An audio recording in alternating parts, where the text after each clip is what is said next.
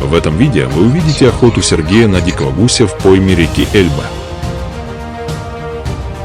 Стаи диких гусей, вылетающих на поле. Командная работа охотников и собаки. Красивые рассветы и капризы природы. И, конечно, кульминационные моменты – налеты гусей, ради которых каждый охотник готов провести долгие часы в засидке. Это и есть настоящая гусиная охота, азартная и запоминающаяся. Все это вы увидите прямо сейчас. Сегодня 23 ноября. Настоящая осенняя погода, ветер, пасмурно. Выдвигаюсь на гусиную охоту в пойме реки Эльба. Сегодня планируем охотиться вечером на прилете гуся. Еду туда первый раз, не знаком ни с хозяином охотхозяйства, ни с его компанией. Как все сложится, если честно, не знаю. Обычно с немецкими охотниками у нас складывается все сложно. Почему? Потому что они на гуся охотятся совсем по-другому. Если мы стараемся принять его на кормовом поле, то они обычно стараются либо на вылете, либо на прилете, где-то на перелетах. То есть редко когда маскируются, редко когда используют профиля. Для них это все сложно, в новинку, и особо не заморачиваются с этим. Сложность еще заключается в том, что на полях и везде категорически запрещено рыть окопы. А без окопов охота на гуся превращается в очень сложное занятие. Подпустить его на дистанцию, применяя всякие засидки, лёжки. Да, конечно, можно, но это, во-первых, неудобная охота с позиции лежа, сидя. Во-вторых, гусь все отлично видит, что появляется на поле новое, облетает, старается сесть подальше от всяких замаскированных мест, которые ему не знакомы. В общем, будем мы в этот раз смотреть, как будет протекать эта охота. Хочу немного рассказать про охоту на гуся в Германии. В основном здесь охотятся на местного серого гуся, который гнездится здесь, зимует практически, не перемещаясь никуда, ни на юг, ни на... В основном остается здесь. В каждой земле правила устанавливают местные власти. В некоторых землях, например, запрещена охота на гуменника, в некоторых белолобого нельзя стрелять. В общем, все очень достаточно запутано. Также и по срокам. В основном охота на гуся открывается 1 ноября.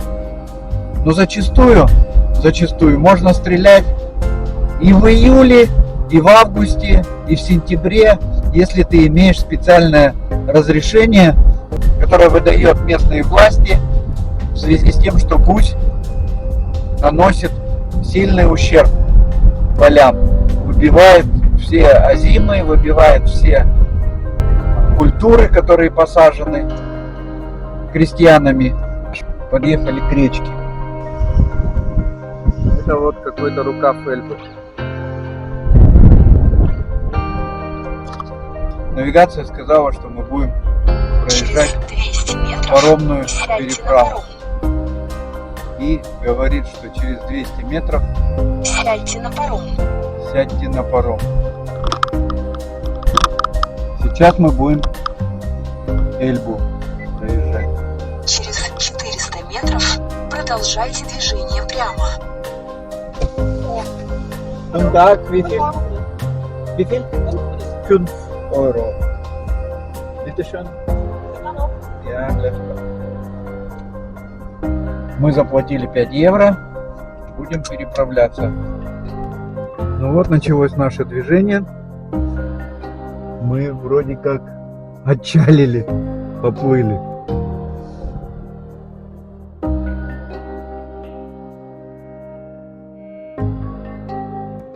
Как ловко. Раз и мы здесь.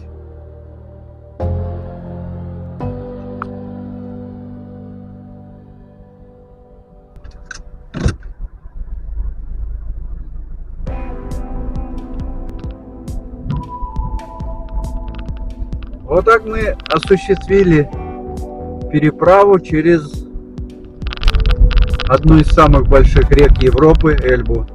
Едем дальше. Дождь усиливается. Я только что видел хорошую группу гусей. Хороший, как в Казахстане называют, котел гусей на поле.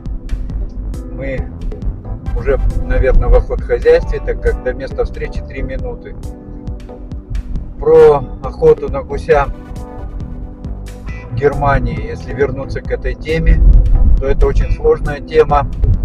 Она требует очень продолжительного времени. Почему? Потому что в каждой земле свои охотничьи правила. Естественно, существует один Bundesgesetz, как называется, охотничий, Jagdgesetz, охотничий закон федеральный, но каждая земля вправе устанавливать свои нормы, свои правила, свои сроки отстрела гусей. Если я еду, к примеру, в восточные земли, я должен по интернету проверить, какого гуся я могу стрелять, когда и где. Почему? Потому что тоже есть зоны отдыха, есть определенные места, где я могу стрелять. Это наш отель. Меня разместили вот в такой одноместном номере. Достаточно уютный. Интернет. Маленький телевизор. Ванна с душем. Мы готовимся к охоте. Приехали на место. У нас вот 2 собачки. Сейчас охота в Германии без собак запрещена на водоплавающую дичь, поэтому каждый раз нужно вот брать собаку. Мы выдвигаемся на полуостров. Такой вдавающийся в Эльбу полуостров. И планируем ждать гусей. Вон там уже мотаются траки.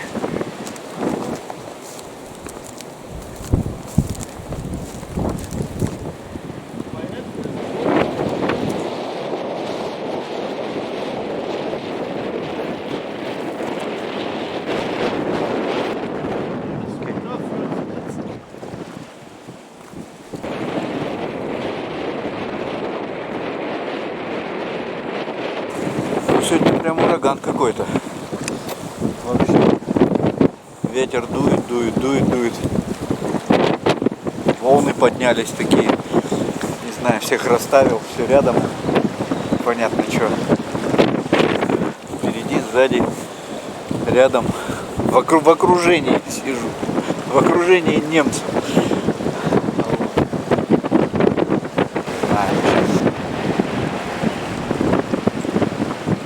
За таким вот кустиком я спрятался. Ветер страшный, просто ураганный. Не знаю, но ничего не летает пока.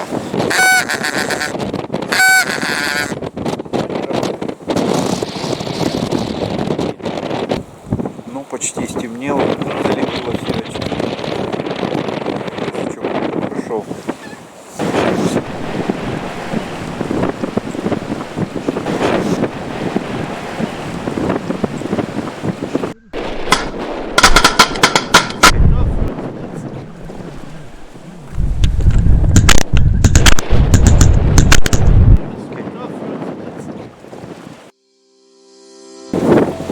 Закончилась зорька. Я взял 3. Закончилось быстро, стемнело быстро, но пару налетов было ничего. Один раз выложил 2, один раз выложил.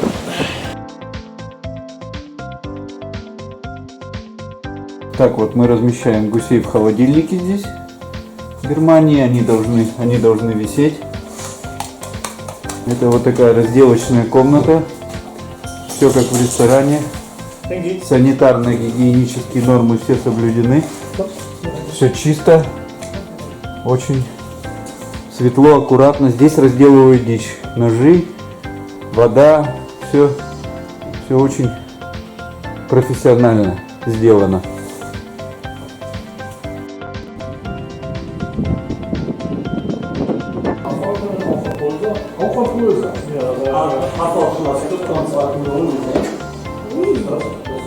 Собачки греются возле печки. Пока чищу ружье, хочу немного рассказать о сегодняшнем вечере. Ружье очень мокрое, так как был такой мини-ураган, брызги, дождь, в общем, все мокрые, сушимся. Обязательно нужно протереть ружье, потому что качество сейчас металлов не очень. И оно может заржаветь, но это чуть позже. А завтра просто при налете автомат, капризная штука, требует ухода. Обязательно нужно почистить и смазать. Поэтому я всем рекомендую полуавтоматическое оружие чистить практически после каждой зорьки, на гуся тем более, потому что охота ответственная, едешь далеко, тратишь очень много сил, времени и средств, и когда на тебя один раз налетит гусь хорошо, и у тебя не сработает автомат, будет очень обидно, и ты будешь задавать себе много вопросов, почему я этого не сделал. Поэтому всем рекомендую чистить оружие перед охотой. Вернемся к сегодняшней зорьке. Что хочу сказать. Мы ехали, увидели на поле гусей и практически под него подсели. Гусь пошел на воду по темному, с учетом того, что если я поворачивался против ветра, все мои очки были забрызганы в течение буквально 2-3 секунд, то перед самым летом я уже практически ничего не видел. За счет грязных очков, за счет ветра и пасмурную погоду темнота наступает буквально мгновенно. Было пару налетов, выбил 3 гусей, всего мы на команду взяли 8 на 6 человек. Собачки работали, правда, 2 упало далеко, собачки не нашли. Кстати, работали не очень хорошо. Моего гуся вот буквально поднесла, но не апортировала собачка. Может быть, то, что я не хозяин, конечно, но я ожидал, конечно, большего от работы собак. То, что касается планов на завтра. Завтра мы собираемся без 15:06, пьем традиционный кофе и выдвигаемся на поле. Будем ставить профиля, сядем в посадках, в буши, как они говорят, в зеленой изгороди. Окопы нельзя рыть, лёжки не у всех, поэтому будем иметь у всех одинаковые условия, чтобы мы все сидели одинаково. Сядем, как всегда, в линию и будем сидеть ждать, кому повезет больше. Вот такие планы на завтра. Всем доброго раннего утра.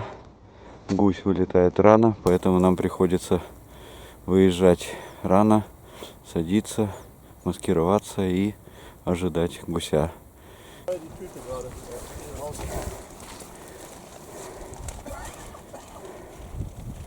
Immer das Gleiche. Wenn man nicht dabei ist, schon wird auf irgendwas nicht aufgepasst.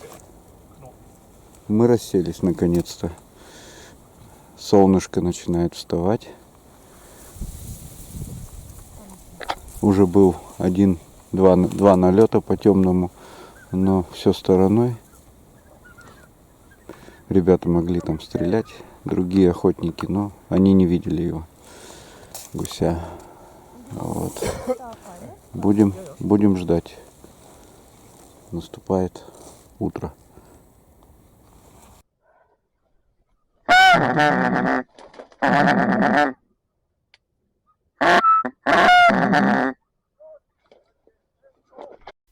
Не было команды от руководителя охоты на выстрел, так как гуси летели высоковато. Гуси облетали нас, поменял позицию и уже добыл одним выстрелом. Серый одиночка налетал.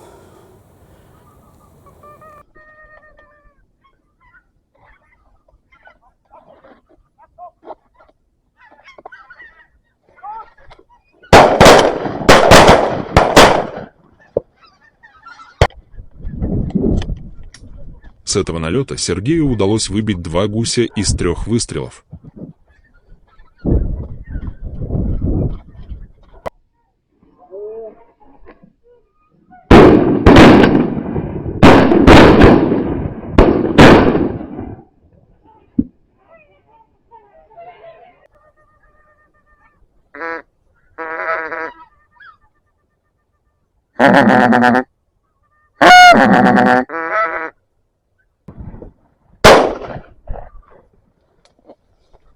А вот сейчас повезло соседям, и собачка сразу бросилась поднимать добычу.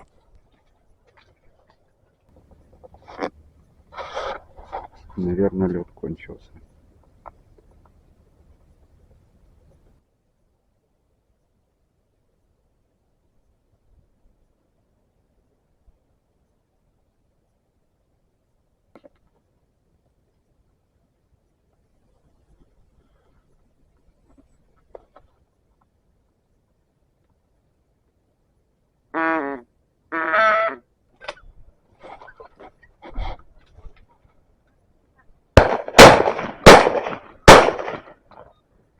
Гусей было немного, и руководитель охоты скомандовал на стрельбу по заведомо высоко летящей стае, что, естественно, не принесло результата.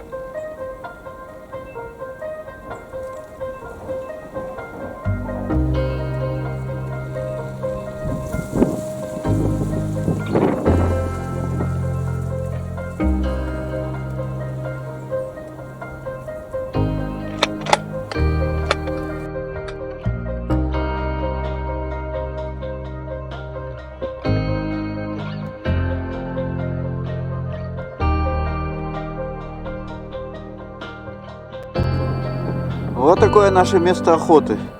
Они выставляют подковы, профиля, якобы сюда в проход садиться, но все они пытались сесть за основным этим. Это была ошибка. Подведу итоги утра. Конечно, можно было... Добыли 8 штук, 3 из них мои. Можно было добыть штук 15. Неправильно сели. По темному пару налетов было, но они заходили с другой стороны. Не против ветра, а по ветру. Высматривали, куда им сесть. От посадок заходили. Потом я пересел туда, добыл одиночку. И затем был налет, групповая стрельба. Я видел, что моих упало 2.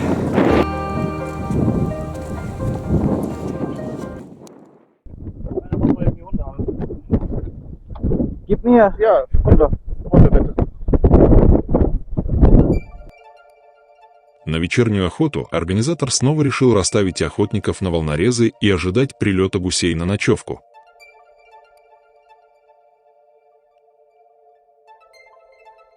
Переместились мы на Эльбу.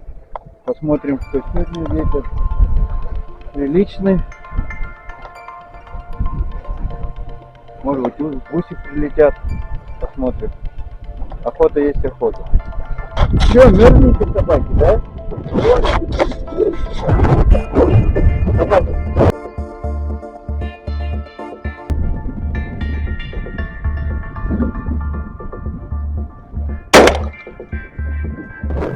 Обидный промах по уткам был допущен из неудобного сидячего положения.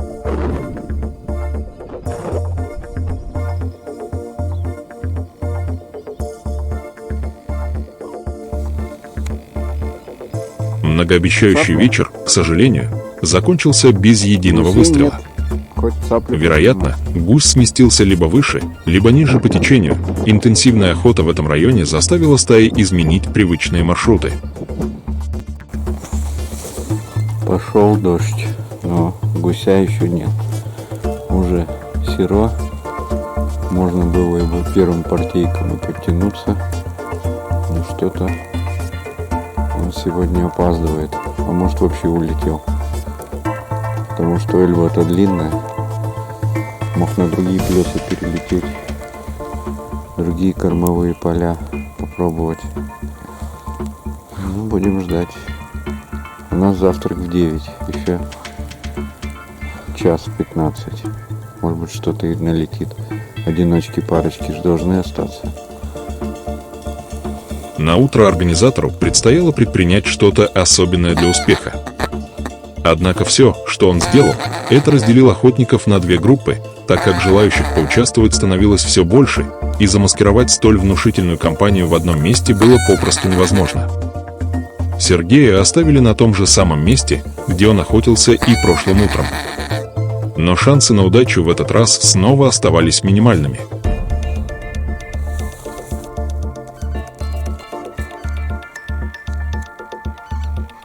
Гусь вылетал с поймы Эльбы, но почему-то кружил, не снижаясь над кормовым полем.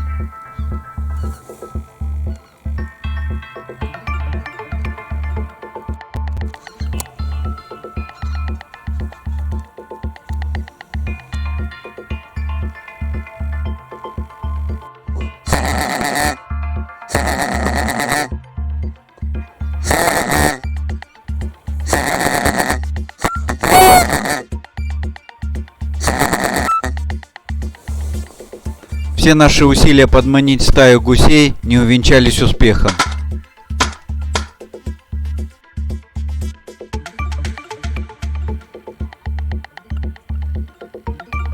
И только белолобый одиночка заинтересовался нашей присадой.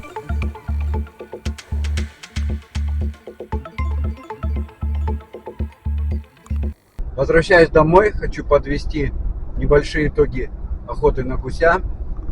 Охота происходила вдоль поймы реки Эльба. 2 дня, 2 вечера и 2 утра. Погода была разная. Например, сейчас светит солнышко, пробивается сквозь тучи. Но утром были крупицы такие, града, снега. Первый день, вечер и утро был сильный ветер штормовой. Это, конечно, способствовало, чтобы гусь летел чуть ниже, меньше распознавал обманки профиля. На следующий день, второй день, погода наладилась, ветер стих. Например, сегодня утром вообще ветра не было. И практически вчера и сегодня... Вчера вечером вообще никто ничего не добыл. Сегодня утром одна группа добыла, вот мы одного гуся, и вторая группа 3. Результат не очень хороший, учесть то количество людей, которые принимало в охоте. Все потому, что мало гуся. Или ушел он дальше в Голландию, или переместился куда-то вдоль Эльбы. Неизвестно. В общем, гуся мало, результат второй день не очень хороший. Ну, первый день мы добыли ориентировочно при меньшем количестве участников. Мы добыли 16 штук. 16 плюс 4, итого за 2 дня 20. Но в любом случае, внезапная такая состоявшаяся охота, на которой я добыл 7 гусей, принесла много хороших впечатлений, много радостных моментов. Возможно, еще в этом году успеем раз-другой выехать на гуся. До новых встреч! Подписывайтесь на наш YouTube канал, комментируйте, конструктивно критикуйте, ставьте лайки. Всем пока!